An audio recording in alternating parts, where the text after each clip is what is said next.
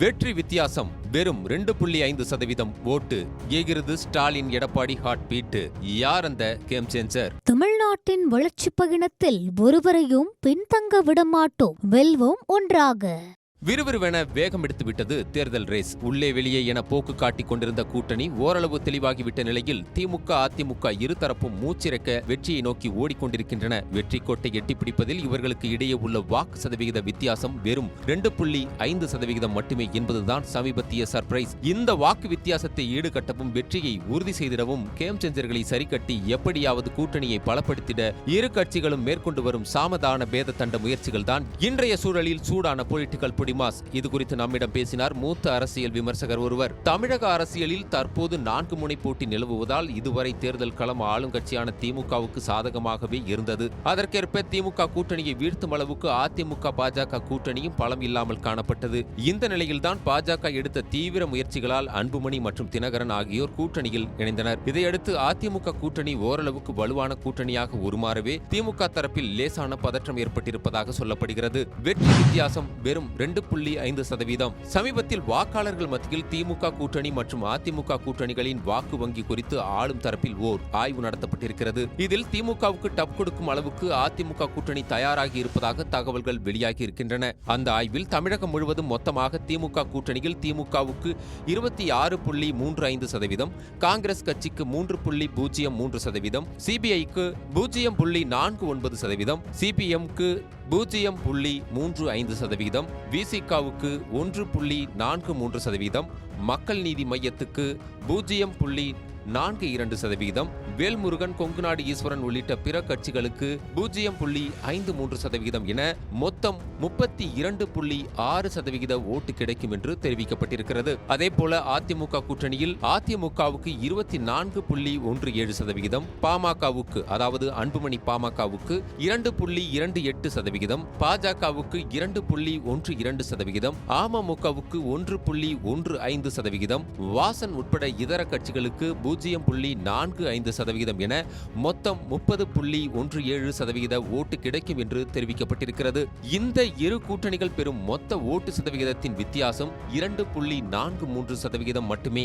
அதன்படி அதிமுக கூட்டணியை விட திமுக கூட்டணி சுமார் 2.5% ஓட்டு வித்தியாசத்தில் முந்துகிறது. இதைத் தொடர்ந்துதான் இரு கூட்டணிகளின் தரப்பிலும் வெற்றிக்கு தேவைப்படும் அந்த 2.5% வாக்குகளை பெறுவதில் தீவிர முயற்சிகள் மேற்கொள்ளப்பட்டு வருகின்றன. குறிப்பாக இன்னும் கூட்டணியில் இணையாத சீமான், ராமதாஸ், பிரேமலதா உள்ளிட்ட கேம் சேஞ்சர்களை தங்கள் பக்கம் இழுக்க அல்லது இவர்களை வைத்து எதிர்த்தரப்புக்கு கடும் சேதாரத்தை ஏற்படுத்த இரு தரப்புகளுமே தீவிர முயற்சிகளில் ஈடுபட்டுள்ளன. தவிர எடப்பாடி பழனிசாமி படுவேகமாக தேர்தல் வாக்குறுதிகளில் ஒரு பகுதி வெளியிட்டார். மேலும் ஒவ்வொரு தொகுதியிலும் உள்ள பலவீனங்களை சரி செய்ய தனி டீம் அமைத்து கண்காணிப்பு பணிகளிலும் இறங்கியிருக்கிறார். இன்னொரு பக்கம் தேமுதிக, புதிய தமிழகம், ராமதாஸ் பாமக மற்றும் ஜான் பாண்டியனின் தமிழக மக்கள் முன்னேற்ற கழகத்தை கூட்டணிக்குள் கொண்டு வருவதற்கான ஏற்பாடுகளை பாஜக தரப்பு தீவிரமாக மேற்கொண்டிருக்கிறது. தேமுதிகவுக்கு கேட், பாமகவுக்கு ரூட். இப்படியான பாஜகவின் முயற்சிகள் பலித்தால் அதிமுக கூட்டணியை அசைத்து பார்ப்பது கடினம். வெற்றி வாய்ப்பு கை நழுவ வாய்ப்பு இருக்கிறது என்பதை உணர்ந்து வைத்திருக்கிறது திமுக. எனவே அதிமுக கூட்டணியை பலவீனப்படுத்தும் முயற்சியில் வரிந்து கட்டி இறங்கியிருக்கிறது திமுக. முதற்கட்டமாக தேமுதிகவுக்கு நிறைய ஆஃபர்களை கொடுத்து அக்கட்சிக்கு கேட் போட்டு அறிவாலயம் பக்கம் நிறுத்தி வைத்திருக்கிறது. இன்னொரு பக்கம் அன்புமணியை கூட்டணியில் இணைத்த அதிமுக மீது கடும் கோபத்தில் இருக்கும் ராமதாஸை பயன்படுத்திக் கொள்ள வியூகங்களை வகுத்து வருகிறது திமுக.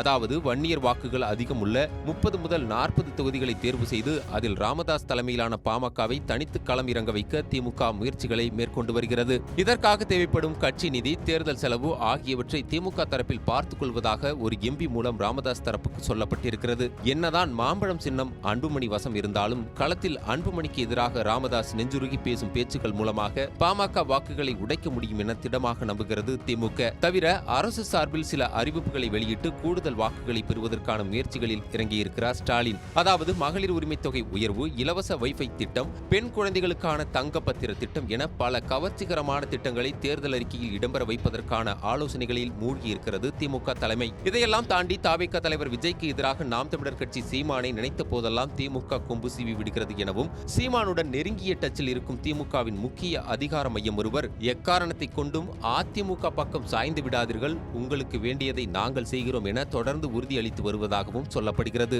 எடப்பாடியின் தடுப்பு வியூகம். இப்படியான திமுகவின் மூவ்களை அறிந்து வைத்திருக்கும் எடப்பாடி அதை சமாளிக்க பல வியூகங்களை அமைத்து வருகிறார். முதற்கட்டமாக வாக்காளர்கள் மத்தியில் செல்வாக்குள்ள வேட்பாளர்களை மட்டுமே களம் இறக்குவது என்ற முடிவில் இருக்கிறார். சென்னையில் மொத்தம் உள்ள 16 தொகுதிகளில் 7 தொகுதிகளை மட்டுமே கைப்பற்ற முடியும் என்பதை குறித்து வைத்திருக்கிற எடப்பாடி வெற்றி வாய்ப்புள்ள தொகுதிகளுக்கு ஏற்ப இப்போதைய வேட்பாளர்களை தேர்வு செய்து வருகிறார். அதேபோல வாக்கு வங்கியை பலப்படுத்த வட மாவட்டத்தை சேர்ந்த ஒரு மாஜி அமைச்சர் ஒருவர் மூலமாக பாமக நிறுவனர் ராமதாஸை சமாதானப்படுத்தும் முயற்சியில் இறங்கியிருக்கிறார். அந்த மாஜி ராமதாஸின் மகள் ஸ்ரீகாந்தியிடமும் சில ஆஃபர்கள் பற்றி பேசி வருவதாக சொல்லப்படுகிறது. இதன் மூலம் திமுக பக்கம் ராமதாஸ் செல்வதை தடுக்க முடியும் என நம்புகிறது அதிமுக.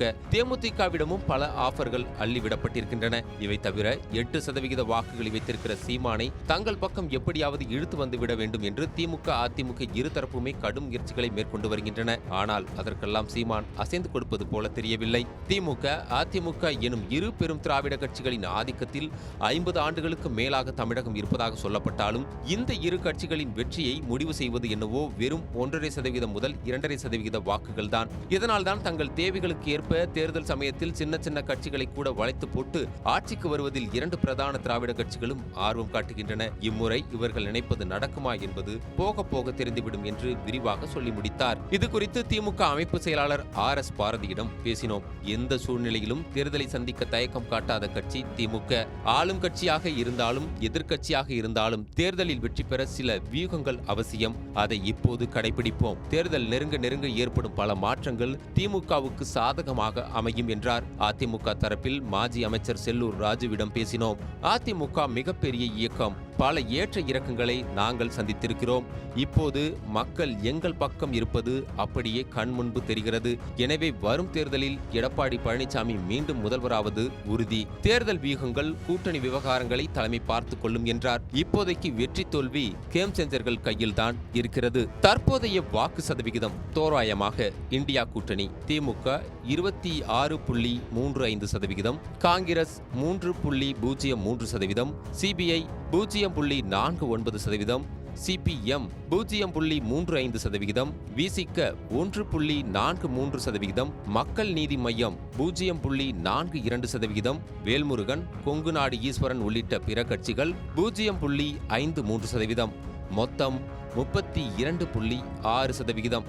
என்டிஏ கூட்டணி அதிமுக 24.17%, பாமக அன்புமணி 2.28%, பாஜக 2.12%, அமமுக 1.15%, வாசன் உட்பட இதர கட்சிகள் 0.45%, மொத்தம் 30.17%. கேம் சேஞ்சர்கள் நாம் தமிழர் கட்சி 3.83%, தேமுதிக 0.79%, பாமக ராமதாஸ் 0.83%, புதிய தமிழகம் 0.56%, OPS 0.23%. தமிழ்நாட்டின் வளர்ச்சிப் பயணத்தில் ஒருவரையும் பின்தங்க விடமாட்டோம். வெல்வோம் ஒன்றாக.